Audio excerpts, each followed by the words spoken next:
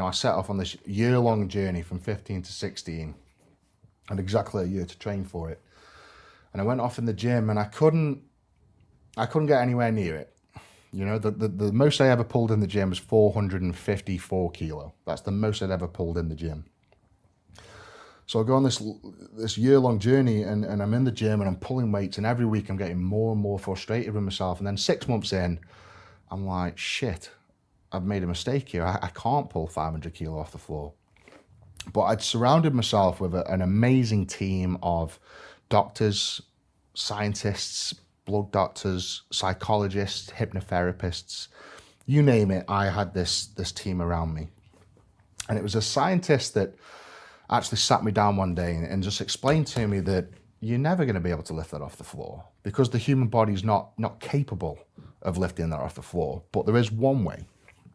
And he said, and this is what really broke it down for me, a day-to-day person who just takes the kids to school, does the shopping, goes to work, has access to about 50% of their muscle fibers. Somebody who trains 20 hours a week, maybe a little bit more, has access to at most 65 to 70% of their muscle fibers.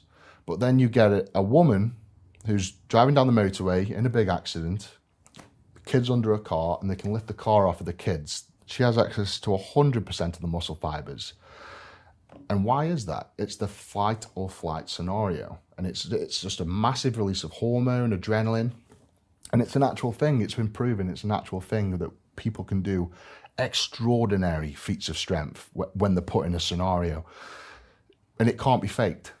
You can't click a finger and release it. It can't be faked. The only way to get it out of you is for someone to get a gun to your head, live or die, pull that weight off the floor.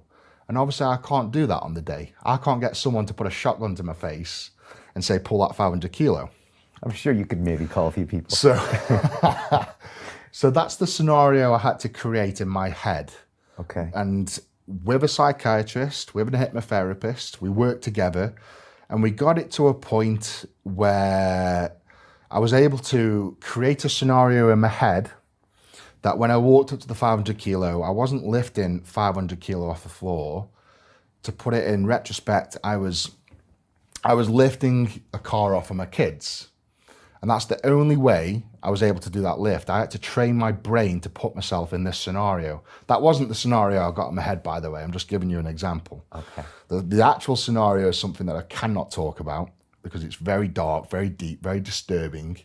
But it's something that triggered me. It's something that after months and months and months of talking about the worst scenario you could possibly be in and creating a pinch point on the back of my hand just before I walk out to the crowd, that put my body and mind in this different place. And when I got strapped onto the bar, I get my straps on and I'm start rocking it back and forth. And just before I lift, I close my eyes, completely shut, they're shut tight, and I just start lifting. And I watch the footage back and it's actually quite scary to see because my eyes open, but I'm not looking at anything. My eyes open, not on purpose. And my eye colour changes. And you can see it on camera, my eyes change colour. And I pull and pull and pull, and I don't remember doing the lift at all. All I remember is waking up at the top of the lift. And the reason is, I wasn't in that arena. I was off on that motorway lifting a car off my kids. It was such a hard thing to do. And it really, to do that, to lift that half a ton off the floor and put your mind elsewhere was the hardest thing I've ever had to do in my life.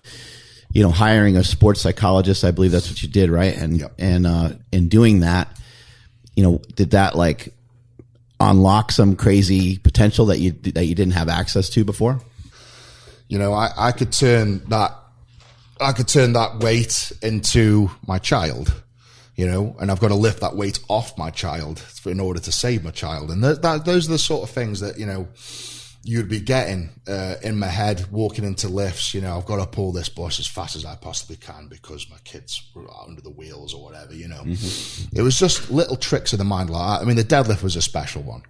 I managed to, again, I don't want to get too far into that because I'll get really upset, but create a scenario in my head where someone was doing something to my kids, and it just lit me up. Like I never forget this. Is like when I pulled the 500, and I remember staring at the referee and just sort of twisting my eye. And I just turned the referee into this fucking devil.